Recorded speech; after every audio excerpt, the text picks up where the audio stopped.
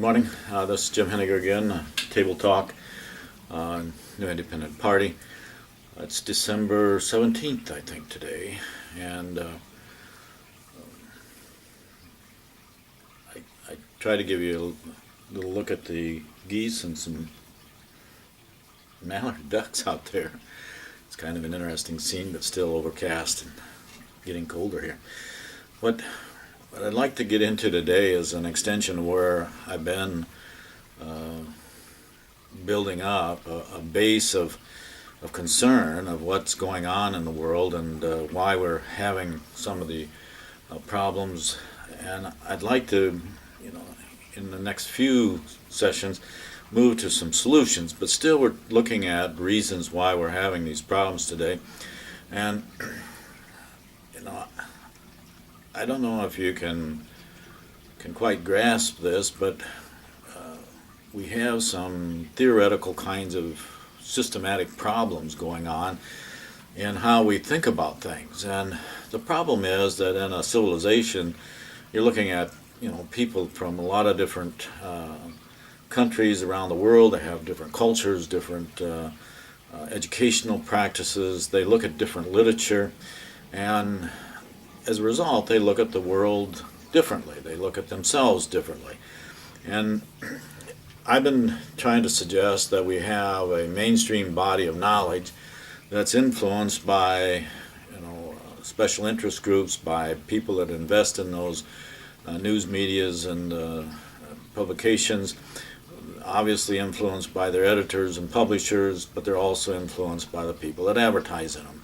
And government officials would like to have sort of a narrative that's accepted, which isn't always the truth. It's a lot of times they're trying to influence public opinion to benefit some kind of legislation or directions that they're going. So the body of knowledge that we call mainstream is sometimes very biased. The actual body of knowledge, particularly in the last several hundred years, is always a lot larger than that mainstream body. And I'm encouraging you to get outside of that mainstream, the usual kinds of information that we have, to see that there's a lot of different ways to look at these issues.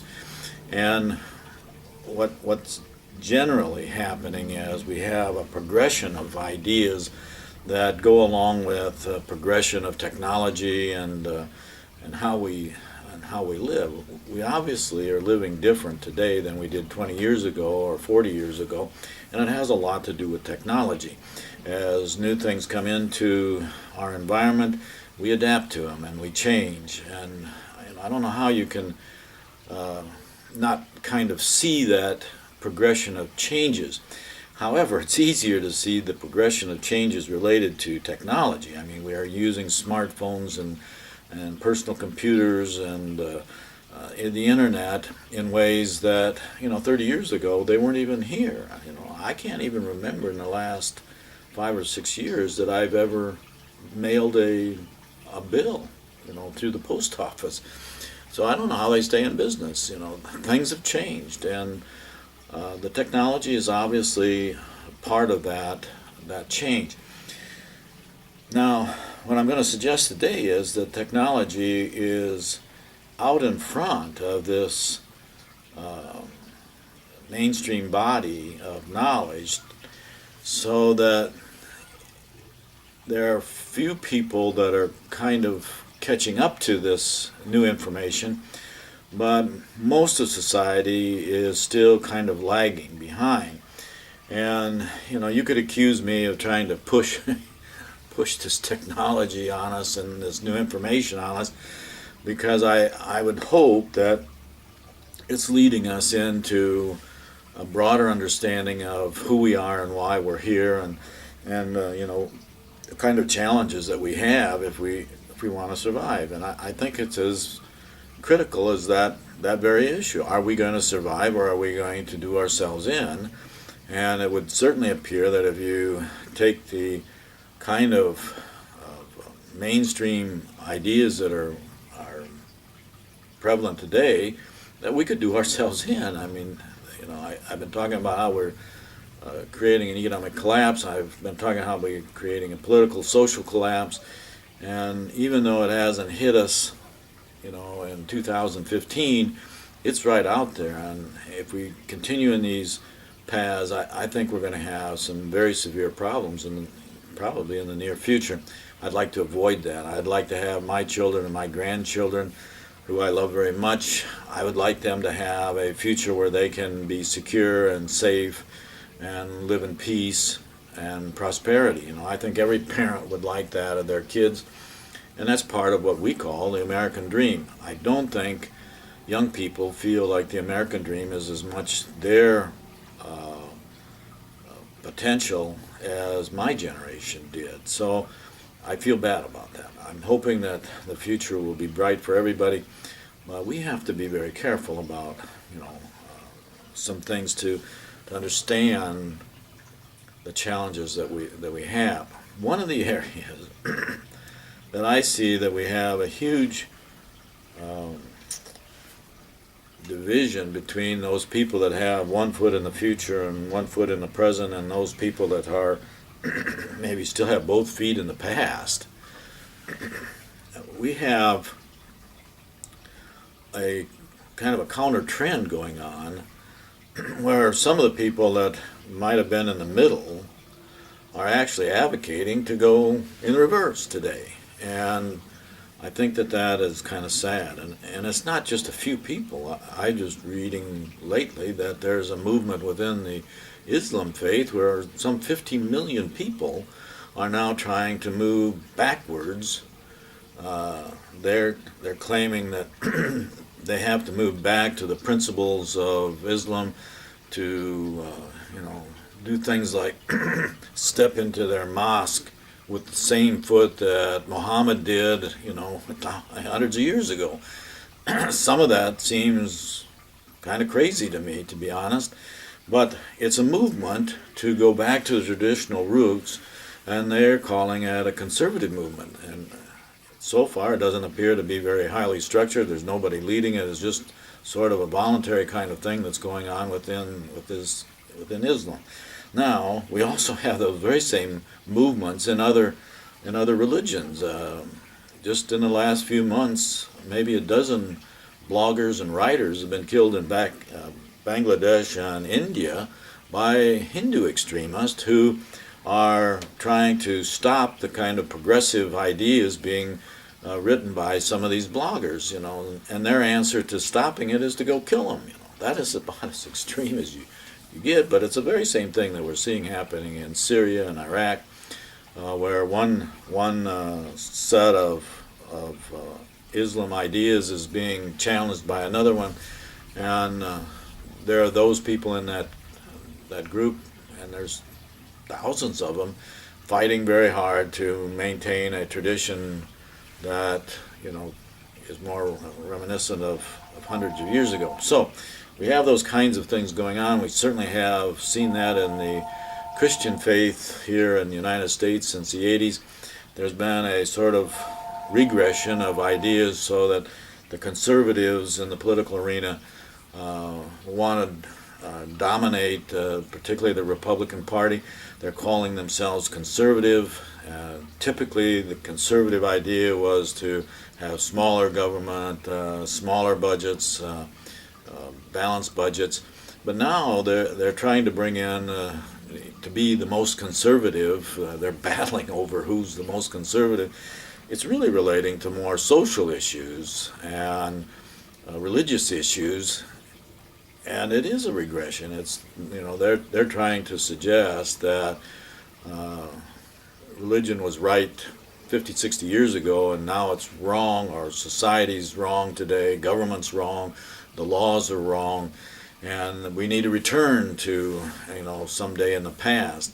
But basically, in my opinion, this is my opinion, it would appear to me that these people are basically arguing that old white men, conservative white men who are straight, are right and everybody else is wrong, and some of them are willing to state we're going to use nuclear bombs to protect this tradition. To me, they're crazy. They're nuts. I don't see that society moves backwards. I think these social issues, economic issues, have to keep moving in a progression, and it's not an easy progression. It's not a linear, straight line progression into the future. We're obviously going to have these counter trends and changes, but we can see it in religion that the average person, and not just in Christianity or not just in the Catholic faith or the Jewish faith or the Hindu or Buddhist, they're all declining. There are fewer people attending services on a weekly basis. There's fewer people giving money to these religious organizations, and they're also changing how they look at religion. It's not just that their activities are going down because they're busy in the world and they want to go play golf. It's because they're changing how they think about religion. And I think that is sort of what's happening to the people that are nervous or anxious about these changes. They're trying to convince people to go back to former ideas. I don't think it's going to happen. I think it's going to continue to go forward, and a part of that moving forward is exemplified in the area of astronomy and astrophysics. And I saw it in 2004. I attended a week-long seminar. They had meetings throughout a week at the university here about 10 miles away, and it was entitled, "Are We Alone in the Universe?" And they had a lot of scientists, a lot of astronomers, a lot of writers that gave presentations, but none of them got past the idea that there might be life out in the universe, but it's certainly going to be microbiotic kind of forms of life, because they were basically saying that humans on Earth were the epitome of life in the universe, and if we found life on Mars or we found life out in the universe, it would be at the beginning stages of biological evolution. And I kept trying to get into it and tell them that they were crazy, but they never allowed me to have any say in any of these sessions. But somehow I found myself into a Saturday morning session with a bunch of PhDs all having written articles in the history of science or that specialization, and I wasn't invited. I just kind of walked in on the meeting, and I quickly saw what their agenda was on the paper, but the main speaker was delayed. He wasn't getting there for a few minutes, so they opened it up and asked if anybody had any comments. So I stood up and I suggested that if they really wanted to look for intelligence in the universe, they should turn the telescopes around and look at ourselves, implying that we are immigrants from out there, that we're the intelligent life that's come in from out there, and that we should be looking at our traits to try and better understand even more advanced civilizations out in the universe. And the place just went quiet, And finally the main person there invited me to leave. And as I'm walking out the door, I'm giving them my email address and inviting people to write to me. And which is really interesting that I actually got emails from 3 people, and they were professors at different universities. I think one was from Atlanta, another was from Georgia, and another one was from the Northeast. And they all had the same message. They basically said they couldn't, they just couldn't understand how I had the audacity to get up and say that in front of this group of people. But they agreed with me. And then they said they felt bad that in their institution they would never be able to make those kind of statements, because if they did, they would probably be fired or ostracized in some way, that they didn't feel that they could make that kind of statement. But that's where I'm headed today, so hang on. In my class, when I'm talking about these things, I usually put up with a red felt pen, a flag warning my students that there's possible learning ahead, and it might be controversial. So please be warned. But I can see a progression of information, of facts, of ideas.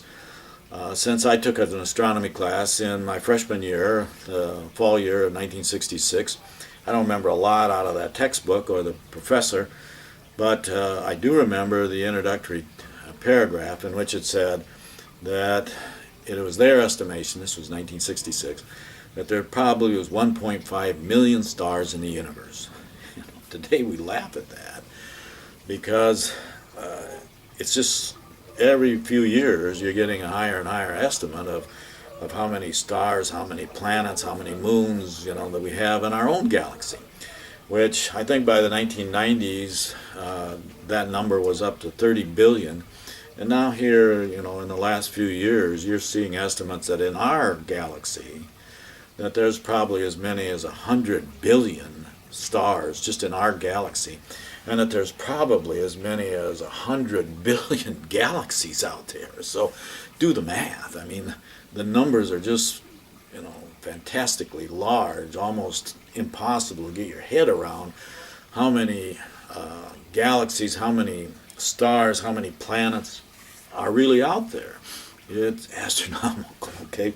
So the mathematics of this has changed dramatically to actually have the audacity to say that we're the only intelligent life form in the universe. That's absurd, It's just not going to happen. There's probably billions and billions of planets that have life on them. And I'm sorry to tell you this, but we're not that special. That's what we've been trying to tell ourselves for thousands of years. And first, we were saying we're special because God made us, and we were unique in the universe. But then as evolution ideas came along, we just switched that exceptionalism to a religious theology, to a science theology, if you wanted to call it that. And now in evolution, we want to believe that we've gone through the evolutionary process to the point where we're at the top, we're at the epitome of intelligence, we're at the epitome level of human development, and that's just absurd. There are galaxies that are billions of years older than us. There's even stars and planets in our galaxy that are billions of years older than we are. So again, mathematically, you just can't rationalize that we're at the top of anything. We're not special by any measure. We're probably one of hundreds of different models of being human or being intelligent. There could be thousands of different creatures out there that are more intelligent than we are. In fact, if you looked at some of these daytime games we have on shows where they're betting, of groups making it or not making it, and we can imagine groups of civilizations out there that can observe us and watch us without us even knowing it.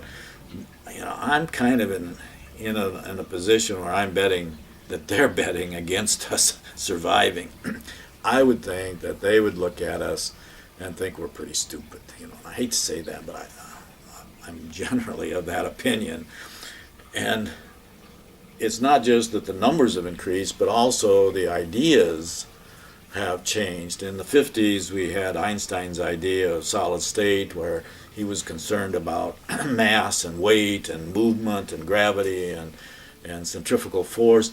And that evolved into a new set of ideas called the Big Bang. And at first, the Big Bang was like a big rubber band. There was a huge explosion, and all of the universe was created in a split second maybe, and it was going out, and that at some point gravity would catch it, and all of that mass would come back to the middle, and there'd be another Big Bang. So there was a certain amount of determinism in that kind of looking at reality, and the idea it might take billions of years, but there was going to be a collapse and a rebirth and another Big Bang. But then that has changed in the last 10 years probably, so that the revised Big Bang has that the universe is expanding faster than gravity will ever bring it back, and that it probably is going to continue to expand, which is, a completely different look at reality. But also, it wasn't the idea that there was just one big bang. It's now becoming pretty accepted that in that group of people that are studying this, not in the general population, is becoming accepted in their group and their thinking that there's a continuous explosion of new energy, new mass throughout the universe, and in fact, we're generating new galaxies continually. And even within our galaxy, it would appear that there's a black hole in the middle of it, and there's millions of stars and planets at any time going towards this black hole, and they go into it, and then nobody knows what happens to them. But then we see new suns being created in other parts of our galaxy. So here we have a solar system that's maybe 4.5 billion years old. But if you go towards the middle of our galaxy, we have solar systems and planetary systems that could be 1 billion years or more older than us. So we have sort of a generational kind of thing even within our own galaxy. And it appears that we have a galaxy somewhat close to us that is considerably younger than us. So there's new galaxies being created, there's new mass being created, and it appears that it's unfathomable how many galaxies and new things are being created all the time. This isn't going to end tomorrow or 1 billion years from now. This is a creation story, if you want to put it that way, that's evolving and going on forever. Okay, but there's still another concept of this that's going on that's been very interesting, and that is the astrophysicists now, at least in theory, are arguing that if you look at all of the dark matter in the universe, it doesn't, and they're saying it could be 60-70% of everything that's out there is dark matter, which they can't even prove. It's just theoretical. And it's theoretical because of its influence on the gravitational pull of other galaxies and their movement, and star systems and how they move. There's got to be some other kind of entity out there that's influencing all of this. That the dark matter is just one element of the mystery out there. And just within the last few years, something has developed called string theory, theoretical explanation of the mystery out there. And it's not just dark matter. They believe that there could actually be 10, 11, 12 different dimensions to reality other than the 3 dimensions that we play around with, so to speak. So it's very possible that someday, if we live long enough, if we survive, if we can add to our knowledge base some of the information that's out there. And I remember a cover of a very well-known, well-respected national magazine, probably 10 years ago, where the cover said, "Has science reached its limit? Have we gotten to a point where we know everything?" And I about died laughing at that, because it would appear that we have such a limited amount of knowledge, and the base of knowledge that's out there that we don't have any idea about is tremendous. So that not only are we wrong about the numbers out there, but we're wrong about believing that we know much of anything. We're very stupid, naive at this stage of our civilization. And to think that there could be 10, 11, 12 different dimensions really changes the playing field of knowledge dramatically. Now the Egyptians, 8,000 years ago or 5,000 years ago, they also believed that there were other dimensions. They had a 4th dimension, sort of a cosmic energy level that they believed in, and they actually had a form of meditation where they tried to bring that energy in through their top of their head. They called it breathing. And their high priest spent 13, 14 years learning how to bring that energy in, bring in that knowledge, from the universe. So, you know, I think anything is possible in our future, and we might get smarter if we would to open those doors up and continue to learn more and more. But to think that we're the only form of human intelligence or intelligence at all in the universe, we have to get past that. You know, this is exceptionalism in the extreme, and we just have to realize that we're just one planet, one civilization, and there's probably billions out there, and there's life forms and civilizations that are more advanced than we are. In fact, if you look at the progression of this idea, if you go back to the 50s, less than 2% of the people that were polled in the United States thought that there was any life out in the universe. And today, that is up to maybe 70-80% of the population, general population, thinks that there's probably life out there. Now, if you ask them if it's intelligent life, it was even smaller in the 50s. Today, that's still a controversy, and you know, the idea that there might be other intelligence out there is, you know, in the mainstream still pretty small.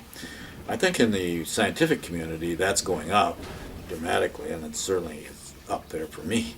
Now, the next idea is, do you know, alien and civilizations, do they travel? Have they come to visit us? And in 1950s, there was a very small number of people, even though we had the incident in Roslyn, in Mexico in 48, 47, and we had hundreds and maybe even thousands of UFO sightings in that time period. It was a controversy that was growing at that time. But few people really wanted to acknowledge or admit that they thought that you know, intelligent life forms were coming to the United States or coming to Earth. But today, I think it's much larger. I believe the polls are showing that more than half of the people that are polled are saying that yes, we probably are visited, and they have ways of shrouding or staying in secret. But there's been so many people that have had experiences with extraterrestrial visits and you know, those kinds of experiences, that I think that's moving in that direction, so that more and more people are getting comfortable with that idea. Now, in the 60s, our government did some research. They actually developed a software program. It might have been called Carousel or something like that, where they had some 50,000 variables that they put into this software program that could basically predict how people would react to different situations. And I think every president since then has used that database to write their State of the Union addresses. So they, you know, changed the text or change how they word things just to see how people in different parts of the United States would react to it. But out of that research came the notion that the people of the United States would not be accepting of any kind of radical change in the knowledge base, basically. And that if it came out that we were being visited by aliens, that would disrupt our society, it would disrupt us economically, it would disrupt our government, to the point that the only responsible thing to do for government was to deny it, to keep it shrouded in mystery. And I think every president since then has been asked by somebody whether or not they have evidence as president that, you know, we're being visited by aliens. And even, you know, President Obama is still denying it, that there's any credible information that you know, aliens are visiting us. The irony is that, you know, they might be living among us, and even a further irony, which I'll get to in a second, that we may actually be the aliens, and that just blows students away, you know. But I think that's where we're heading, and that would be the next level. That, you know, how did we get here? And I'll get into that in more detail, because when you're looking at evolutionary theory, you know, they have it that, you know, microscopic life came in on a meteor or comet and then got into some mud pile, and over millions of years it developed into 1.4 million species, which I would publicly say that's ridiculous. it just doesn't happen mathematically that way. And there's some other things involved with ice ages. One particularly that happened 500,000 years ago, where we had 2,000 feet of ice at the equator, and it was there for 100,000 years. There's just no way that evolution can explain how life forms can be so many, how they can go down in an ice age and all come back in the last 400,000 years. That doesn't make any sense at all. So the last question is, the last two questions really, is if evolution and creation aren't the answer to how we got here, what is the answer? And the answer is a mothership. At some point, life forms were brought here and distributed over the planet, and probably have done that repeatedly over millions of years. That's hard for you to accept. I understand. I'm not asking you to jump into it immediately, but I'm willing to bet that the progression of ideas and the progression of science, astronomy, and astrophysics is going to move us in that direction. Sometime in your lifetime, if you're not as old as I am, the very good possibility that science will come to this kind of conclusion that we've been brought here. And I'll get into some reasons why I'm saying that, and I'm fairly confident that my children, my grandchildren, will dramatically change how they view that. The last thing that is controversial still today is not only did they bring us, and we have this idea, and we've had it in TV series and books, that more advanced civilizations out there, going around to planets that are going down, and it's estimated that 1% of all of the heavenly bodies out there are either going, up or down as far as destruction, similar to what happened to Mars. They might have had an environment that supported life millions of years ago, but something happened. They got hit by some object, and it ruined their atmosphere and froze all their water. That happens. And if 1% of the planets are going down and coming up, then that's a huge activity for a more advanced civilization to be like a Johnny Appleseed. And as a planet comes back up and can support life, they would bring in life forms and species on a huge mothership and distribute that, which gets into some very interesting ideas. Maybe they had a sense of humor in this last episode of bringing life forms here, why they would put people with different colored skins in different parts of our Earth. Maybe they did it as a test to see if we can get along. And it appears that we're not passing that test very well today, which is sad.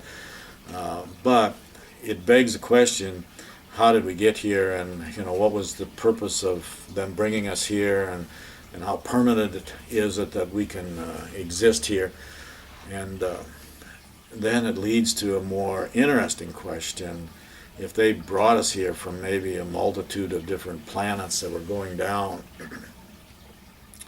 and they're more advanced, might they have also designed us? Okay, so I know you might be grappling with some pretty big ideas here, but I'm willing to suggest at this point that if we can't get over ourselves, if we can't come to an understanding that's much broader in scope than to think that we're the only intelligent life form in the universe and that we're special because of it, and that because we have favor to a God that's created us, and that he's showing favor to us because we have the largest gross national product, or we have the biggest guns or the most ammunition. That's crazy. We got to get over that. We have to outgrow our perspective of who we are and how we got here and who may have designed us. Okay, so I'll leave you with that today. It's very controversial. Please react to it. You can do all kinds of investigating, but I would be willing to suggest that this is one of the gateways that our civilization has to pass through if we're going to move on to more advanced levels of civilization. Okay? Have a good day. Take care.